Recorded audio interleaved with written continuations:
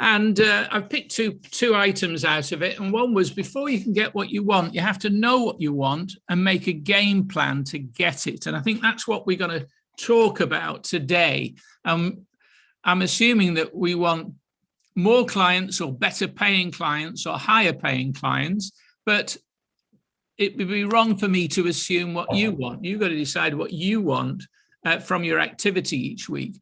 And I thought that was also very good. The only difference between you where you are right now and where you'll be next year at this time are the people you meet and the books you read, or the skills you develop, or the inspiration. And I love the guy that wrote that, Charlie Tremendous Jones. Now, that's got to be brilliant, hasn't it?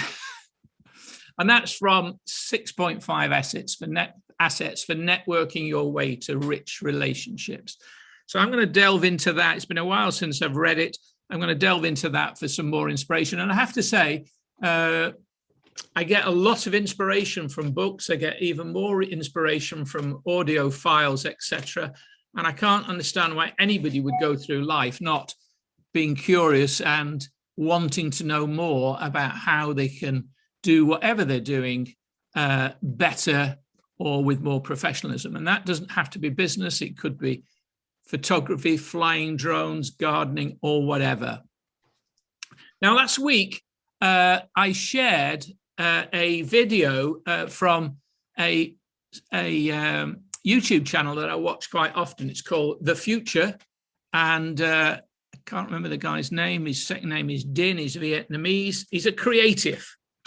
And it's a great channel for all the creatives on this call because he approaches life and business develops in a creative fashion. So I think everybody could identify him. So I'd encourage you to check out some of these other videos. I did send it to everybody. And this was a particular interview with this guy, and it was 3 steps to getting meetings.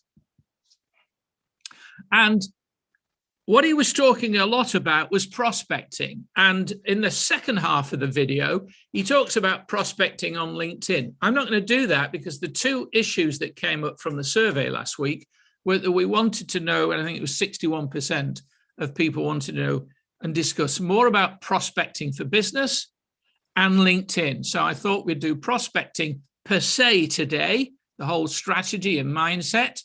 And then in the next couple of weeks, really delve into LinkedIn. And here's a quote from my business partner and friend, Tim Sales. There's plenty of people out there who want what you have.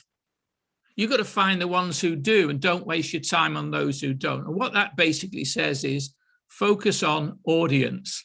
And I know what it's like. I've done it myself. You end up talking to people that are easy to talk to or you get on with, and you end up putting forward a proposal and get really discouraged because they say no, or they raise lots of objections, etc., and you can't handle them. And you think, oh, goodness me, is this going to ever work or whatever? But in reality, you're probably talking to the wrong audience. You're probably talking to the wrong person, or you're talking to them at the wrong time, because timing is everything. So I want to plan that in the way of a backstory, if you like. Now, the basic principle of the video that I shared was that there's 2 types of prospecting. There's what we call outbound prospecting, and it's used a lot by marketing people, and inbound prospecting. And I think last week we talked a lot about inbound prospecting because that is what I call content. In other words, we are raising our visibility, we're enhancing our reputation, our authority through various means. It could be blogging, it could be YouTube, it could be SEO, it could be webinars, books, podcasts. The difficulty, though, is that it's hard to measure and it's slow to build any traction. So if anybody's spending a lot of time producing lots of content, and I know that there's some people do that, it's great. It really is great.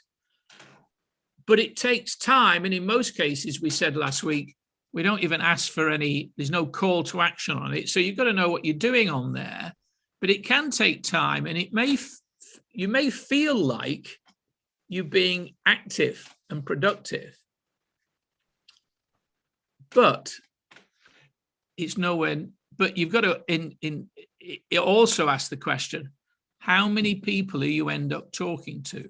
How many people this month, and we're in day 10 today, working days, have you talked to about potential business?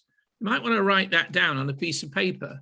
I have, and it's a bit frightening. So what I'm sharing here, and in researching this, I had to ask myself the question, am I walking the talk? And to a point, I'm not. I've got things in place, and I'm going to flip it up. But the fact that you know this, you've got to say, where is my time being spent? Am I spending a disproportionate amount of time on content production, or is it outbound? And outbound is actually reaching out to people to get to talk to them. Could be cold calling, hate cold calling, but some people find it okay. And some people will use people like Vivian Simpson or other telemarketing people to do that for them. There's nothing wrong with that. And you might have lists or whatever. I know that Mel does that, and there's nothing wrong with that at all, because believe it or not, cold calling does work. Although the guy from India yesterday, I ran him a merry dance, and he finally gave up. That was a bit cruel of me. It could be email marketing. And I know next week we're going to be talking a bit about outbound on LinkedIn, and that will be fascinating. Could be a trade show or an exhibition or a networking event. Could be direct mail. I like direct email, have to say. I love trade shows. I haven't been to one for ages. But the point about this is that it is far easier to measure. It's a lot faster to show an impact, and it's more personalized and specific. And although it's a bit more frightening, you're stepping out of your comfort zone talking to strangers. But mind you don't have to talk to strangers. You can talk to the people you haven't talked to, that they haven't talked to for ages. And at this point, I'm going to tell you one of the things I'm doing.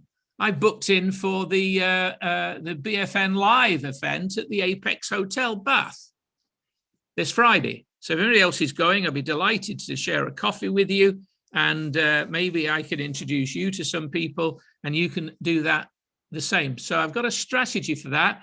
And if anybody wants to discuss that openly, we can talk about that later on. But I figured that one of the fastest ways, and I've got a strategy for the whole thing, one of the fastest ways to up my game when it comes to reaching out to people is to attend an event. Now, whether that's a live event or a networking event, there's the benefit of networking events. Okay. So, and by the way, I need to tell you the backstory of that. I'd seen that. I thought, oh, that looks really good. It's going to be a lot of people there. But I didn't give it another thought, because it was like 5 seconds, 10 seconds, etc. And I scrolled up, and I've never given it a second thought, because I haven't had any more stuff being sent to me, except for Nick Sladek rang me, and all credit to him. He said, I noticed that, I haven't seen your name on the list of participants, and I just wondered why. And I had no problem with that. Absolutely no problem. So we talked about it further. I thanked him for reminding me, and I booked it. So I'll thank him for that. Okay. So let's look at audience.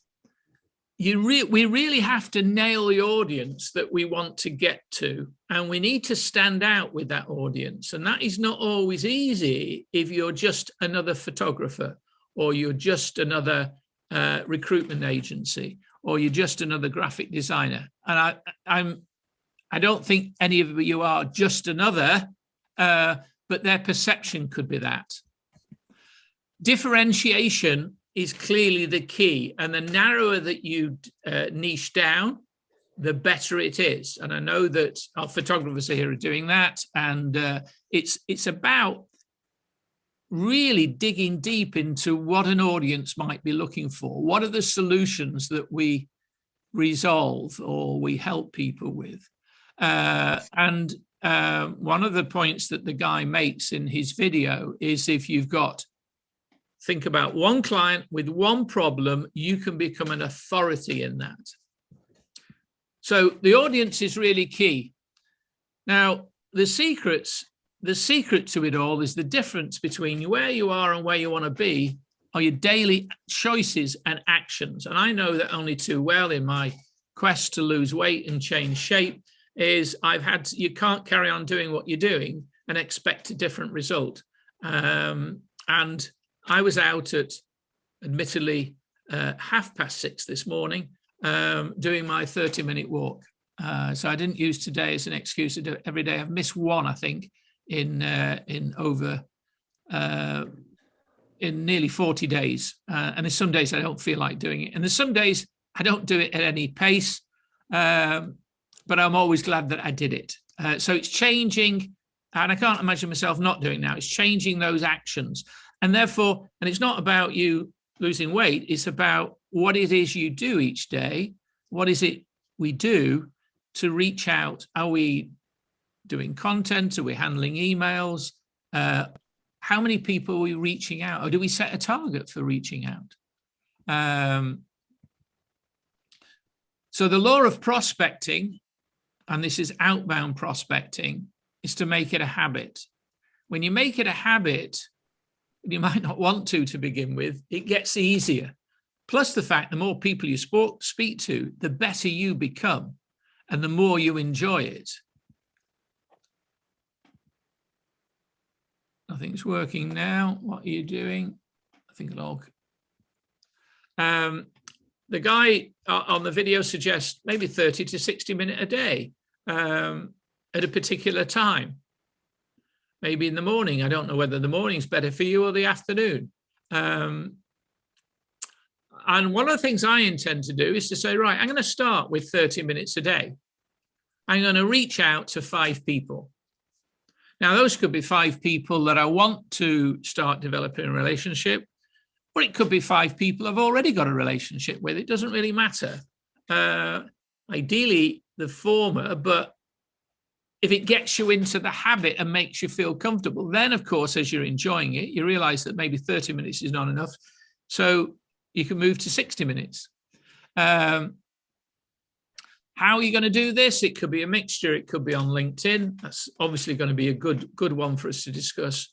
It could be by email. It could be by producing and sending a video at a certain time. It could be promoting our content with the people we speak to, i.e., if we're in a conversation, it could be a short message to get the conversation open. The conversation could then carry on. And then, of course, we can direct people to something that would add value to them and to your relationship. I think the other thing is to keep it short, keep it about them, not about us. So if you end up saying, this is what I do, you may be slightly off kilter. It's more about what challenges and finding out more about them.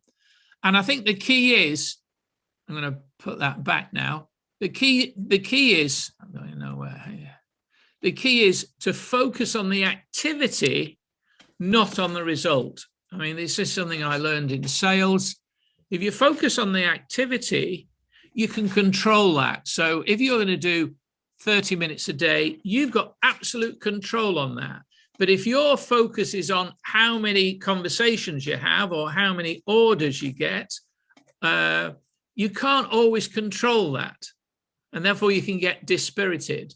If you're looking for all the yeses, you've got to know that you're going to get a lot more no's or not interested or not just now than you will yeses. So that's quite dispiriting. But if you focus on the activity of doing so much, the rest will take you forward. You've got control of that. That's all I wanted to say on that. He suggests a couple of ways in which you might reach out by email or LinkedIn or whatever, and I'll give you a link to on the site. I'll give you a link to where you can download these. Dear so-and-so, your company caught my attention when I was researching this industry. When I did a deep dive on it, something about their business, I noticed a particular problem, which obviously if you don't fix, can lead to other issues. You're probably aware of it, but I have a million other things on. You have probably a million other things on your plate. Can we connect? The other one I think was, if you're like most people in your position, you know how hard it can be to deal with a particular problem. Again, focused on them. This past year, we've helped numerous people like you solve this and achieve relevant results. After taking a look at your site, I'm pretty sure we could do something similar for you all, or something similar for you. Can we speak? And finally, curiosity and solution awareness. I just had a quick question. And then ask a question related to their product or service. If I could help you solve that problem or achieve this without pain, without fear, without whatever, would you be interested to see how? Can we connect? Or you find your own ways. These are just some ideas that I thought could be quite useful. And then there was a final one. I saw that I think the point he makes is that you can't, if you're on LinkedIn particularly, and even if you're doing email to a mass email, it's not easy to share, to be personalized about any issues they may have. So part of the prospecting could be to produce a list of people you want to get to talk to and actually take some time out to find out a little bit more, perhaps just the way Chris did at an interview, but you can do that perhaps by looking at somebody's website, what they're posting on social media, to see what you notice. And I saw that so-and-so, I noticed this, looks like, that could be an issue, or looks like you've got this handled or whatever. What I'm hearing from people like you lately is that when they address this challenge or problem, I'd love to, I'm hearing from people like lately that also have this challenge. I'd love to share you what's working well for clients like you that want results like this, interested in chatting further. So particularly Rebecca, who is now building up quite a portfolio of people that she's helping in the architectural space. This is where you would be sharing the results that you've been achieving with other architects that could help the people you're reaching out to, and also give you that authority that you know what you're talking about in the niche that you've chosen. And I think at that point, because I'm going backwards now, I'm going to stop the share, get out of there and go back to this.